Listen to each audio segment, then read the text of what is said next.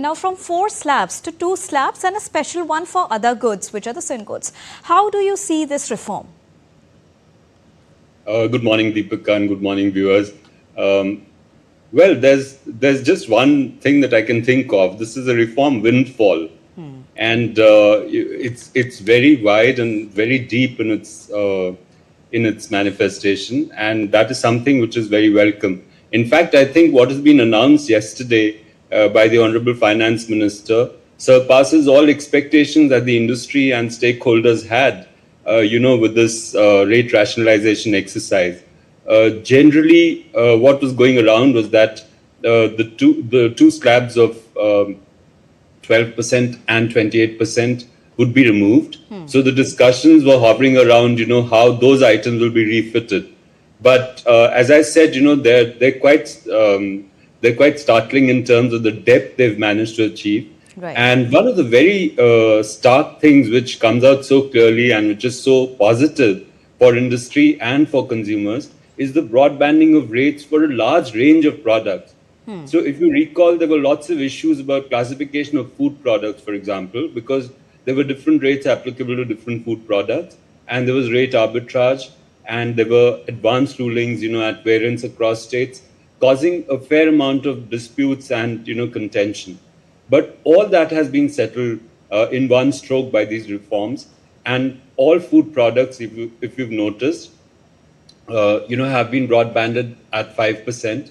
So those which were at 12 have moved to 5, but a very large number, which was at 18, has also moved to 5.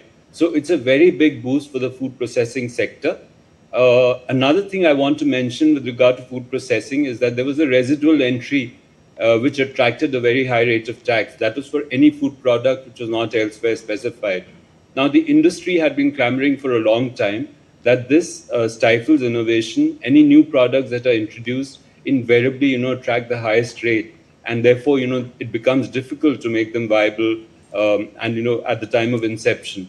Now that everything has been brought under 5%, that is another issue that has been resolved. Likewise, I find that for agriculture, for personal health care, personal care products, drugs, education, renewables, all these rates have been broadbanded into 5%. So it's a very, very major move. And I think the implications are very long term.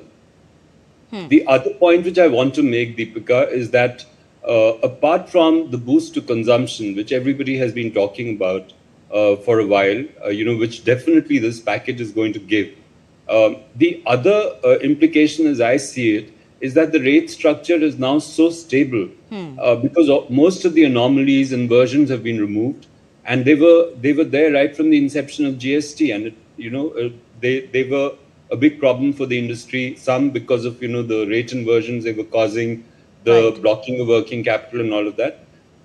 But because, we have a fairly stable rate structure, I think in the long term, medium to long term, this is also going to give a big fillip to investment.